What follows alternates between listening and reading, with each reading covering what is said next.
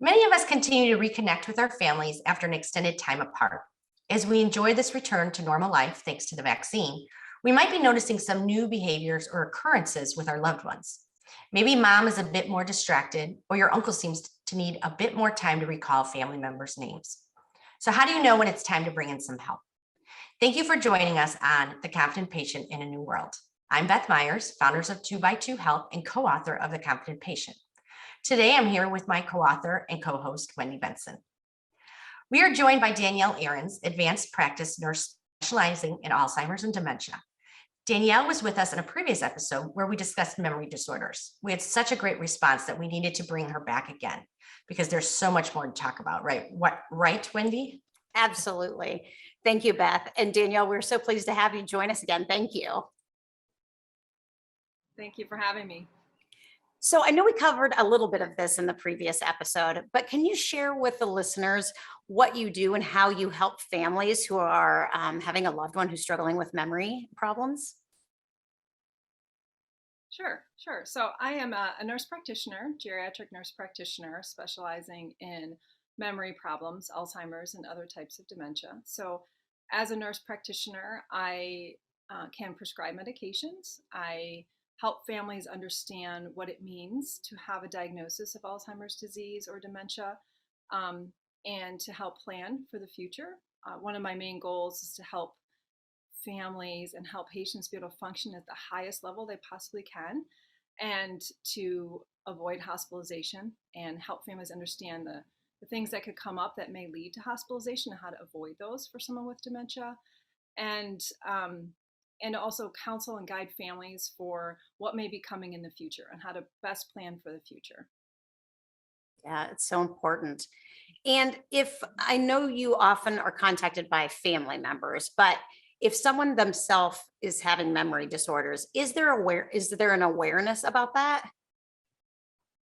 Yeah, for some people, there definitely is an awareness of memory loss. For others, there may not be, but for many, there is. And people will feel a sense of not having as sharp of a memory as they once did. And it usually revolves around things like remembering names or remembering things like short-term memory loss, perhaps getting a little confused about details of events. And certainly some people have very, very good insight into some of the memory loss that they may be having, whereas others may not. Okay. And can you share an example with us of either an individual or a family that you've worked closely with when they've suspected that someone that they know has memory loss? Sure. So oftentimes, for a situation for someone who doesn't realize that they're having memory loss, it's probably the best example to give you for when families will notice, because for the individual who doesn't have any awareness, families are picking up on things like not remembering the names of family members, having trouble coming up with words, perhaps talking around things. So when recalling a recent event, maybe avoiding talking about details of the event and just kind of giving general answers about things. Or if families ask them a question, they may just give a general answer that could be used, multiple times over, maybe not giving such specific information anymore. Other examples would be things like getting lost while driving, even if it's a small little incident that would occur. Perhaps the person's so used to driving to go see their daughter, has been driving that route for years, and then one time just got a little bit confused. A common reason for that may be while there was construction or something was rerouted. And if that's the case, and the person has trouble getting back on track, then that would be a sign that maybe there needs to be someone looking at the situation, because maybe a few years ago, if there was construction, that person could have found it anyway. So driving issues, misplacing things, maybe repeated phone calls, and repeating questions, repeating stories. That's often the early signs. And how do we know that our loved ones may need help at home or with managing their health care? So probably the biggest the biggest issue would be safety, and that encompasses a lot of different areas. And it could be things such as cooking. So someone with dementia may be losing weight, and we might not be able to. Families might not really realize why that person's losing weight, and it could be as simple as a person isn't cooking or preparing food any longer, or is forgetting to eat. The person may not be as put together as they once were. Maybe they're not changing their clothes as often, or they're not keeping up with housekeeping. Or, if someone is starting to be repetitive, or to call multiple times, or to seem anxious about things, or to forget appointments, that may be a clue that the person is struggling without having a little extra assistance at home. But every situation is really quite individual and unique. But usually for families, I tell them, and I think this is often the case, if they have a gut feeling that the person isn't really functioning as highly as they once were, they probably are right. They probably need to listen to that gut feeling. And it could be a very simple fix, could be around one certain thing that they're having trouble doing, but it could be a bigger thing. So a gut feeling is a good way to be a clue that maybe I need to get this checked out. So if you have that feeling after, seeing them at the holidays, what should they do? Like call their primary care doctor, kind of explain that to them. Right. So that's where it gets a little tricky. Beth. Yeah. Like the elephant in the room. All right, tell us now what to do. It does get tricky. So calling the primary, but depending on the relationship with that primary and privacy issues, obviously, if the individual is going to the physician independently for a very long time and never has a family member go with them, the primary might not even be aware that there's a memory problem. That's right. Very often the case, because when they're in that office, they can be on enough to not reveal that they're having any struggles with their memory. And if they're unaware of the memory loss, then even more so. So going with the person to the appointments would be a good first step to try to understand what's happening, if that person would allow it. Someone like myself who would be able to go in and talk to someone, a home visit, it's what I do, is a little less intimidating. Oftentimes I find that if you can go into the home and have a casual conversation with someone and get a feel for what's happening, that could be one strategy. And then either going back to the primary with that information, or as a nurse practitioner, I can help with those kinds of things. But that is a huge problem, especially if the person doesn't want anyone involved with their care, and they don't let you. Then you have to try different strategies. And that is another thing that I do, is help families come up with ideas and strategies that will work for their family. Yeah. We have said it from the beginning of starting 2x2 Health. Like, even when you're young, you should take someone with you to the doctor. And I think this is another reason why you need to do it when you're thinking correctly, to introduce your physician to someone else. So when something isn't going right, they already have a relationship with the physician as well. And the physician, plus, you're the physician's eyes and ears just as well as, you're the patient's eyes and ears when they're at home. So I definitely think there's a lot of value in having someone go with you when you're feeling completely healthy. So when there will be a time when you're not feeling well, that same person is there. Absolutely. And as we all know, those appointments are quick, and a lot of information is exchanged. And I feel that patients in this area, they know they're going to the doctors, and they're on, I want to say, their best behavior. Not that they're having temper tantrums or anything, but they know they need to be on. And are you really digging deep in 20 minutes? Probably not. So they're just sitting on top of the fence, and you can't see either way. They appear to be good, but if you had time and really sat down and had a good conversation, you'd see that they're not good.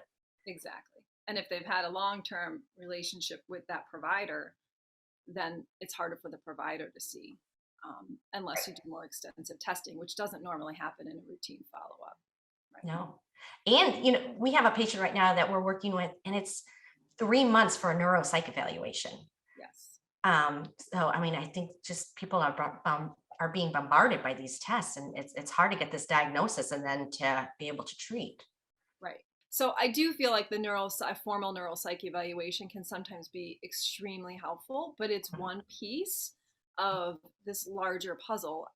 The other key piece is just understanding how that person is functioning at home Mhm. and day-to-day activities, which is something that you can begin to piece together and to begin to understand if you're working with a provider who specializes in memory care.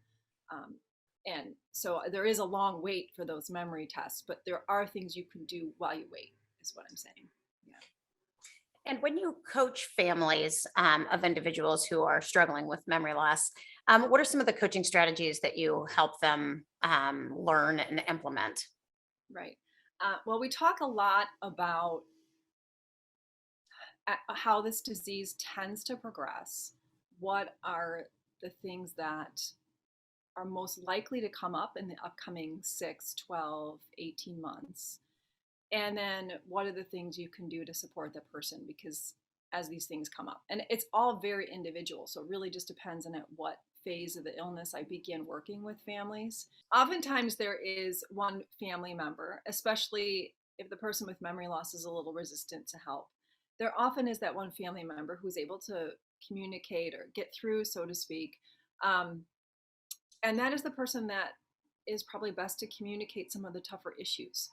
And sometimes that one person isn't necessarily the family member who's providing most of the care or who even is local and most involved with that person's care. But we have to look at the big picture and look at what's best for the person with the memory problem and how can we best support them. And so it's figuring out who in the family are the key individuals that can be most helpful and communicating information. That is one strategy. But it is interesting, family dynamics in every family are just so individualized, Yeah. and it makes sense to me when I think about working with our clients how there are some adult children who take certain parts of the responsibility. And Danielle, you talking about having those conversations. There might be someone who is just a better fit for those conversations to be had because those aren't easy conversations to have, not only with the individual going through it, but then with the rest of the family, right? Exactly, exactly. So I had one client I was working with, and she had two daughters, both lived out of state, and one was very, very involved in the day-to-day care and trying to provide things, hiring caregivers, and doing a lot of the legwork. And the other daughter was much less involved with that piece of it. But for one reason or another, the other daughter is the one that the person would listen to, which can be very frustrating for siblings if one feels like they're doing a lot and then the other person's not doing as much. And just a key part of all of this is trying to help families get everyone on board with the same goal, and communicating with each other about how you can best help support that person. So I'll do some family conferences as well. Uh, I just think that would be so valuable. I mean, just thinking about our own, clients that we've worked with in our own families, to have someone who's an expert like yourself to help kind of guide those discussions, and someone who doesn't necessarily have the emotional baggage that comes with all of these normal family interactions. I'm sure it's really, really beneficial to have someone like you asking the questions and deciding what makes the most sense for our family conversation and how does this best move forward. yeah. Yeah. I do find that the family conferences help because everybody gets the same information.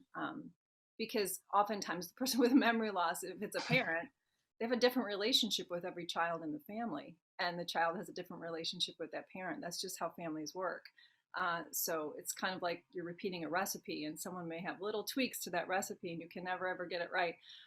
It's the same with family relationships. Everyone's a little bit different. So getting all together and talking about what is happening and how the disease tends to progress and how we can all help support that person, I think really is valuable.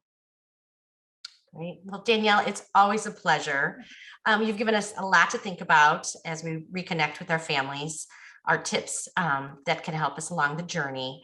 One tip I'm going to be sharing with my friends is that communication is so important. And I know we don't like to have it, but we really do need to have it for many reasons.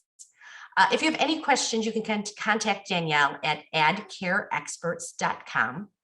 And of course, you can find all our episodes on the Confident Patient in a New World on our YouTube channel and our website at 2by2health.com. Thank you so much for joining us today, Danielle. And Great. from all of us at 2 by 2 Health, we wish you great confidence and health. Thank you. Thanks.